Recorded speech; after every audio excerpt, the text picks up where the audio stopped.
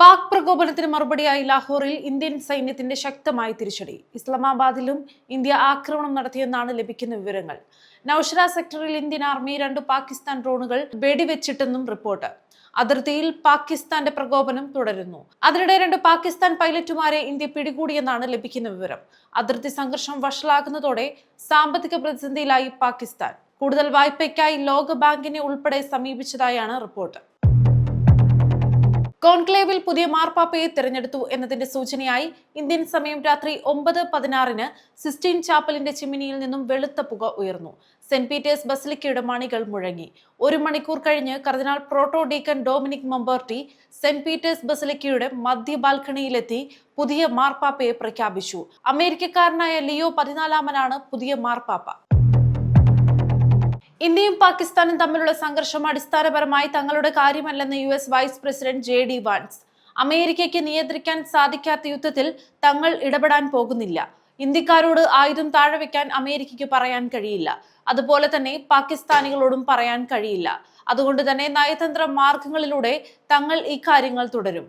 India നടത്തിയ operation സിന്ദൂറിന് ശേഷം പാക് പ്രകോപനം തുടരുന്നതിനിടെയാണ് US വൈസ് പ്രസിഡന്റിന്റെ പ്രസ്താവന.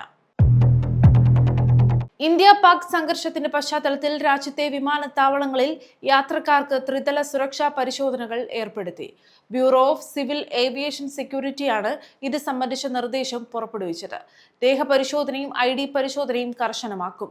നിലവിൽ പ്രവേശന സമയത്തും വിമാനത്താവളത്തിൽ കടന്നതിന് ശേഷമുള്ള സുരക്ഷാ പരിശോധനകൾക്കും പുറമെ സെക്കൻഡറി ലാഡർ പോയിന്റ് ചെക്ക് കൂടിയാണ് ഏർപ്പെടുത്തിയത്. കേരളത്തിലെ എല്ലാ വിമാനത്താവളങ്ങളിലും ഈ രീതിയിൽ പരിശോധന ആരംഭിച്ചു. കേന്ദ്ര സർക്കാർ നിർദ്ദേശത്തെ തുടർന്ന് ഇന്ത്യയിൽ 8000 അക്കൗണ്ടുകൾ ബ്ലോക്ക് ചെയ്യുമെന്ന് എക്സ്. വിവിധ അന്തർദേശീയ വാർത്താ മാധ്യമങ്ങളുടെയും പ്രമുഖ പ്ലാറ്റ്ഫോമുകളുടെയും അക്കൗണ്ടുകൾ ഉൾപ്പെടെയാണ് ബ്ലോക്ക് ചെയ്യുക.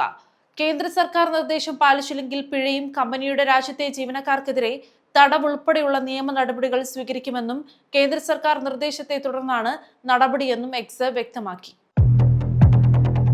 SSLC പരീക്ഷാ ഫലം ഇന്ന് ഉച്ചയ്ക്ക് 3 മന്ത്രി V ശിവൻകുട്ടി പ്രഖ്യാപിക്കും.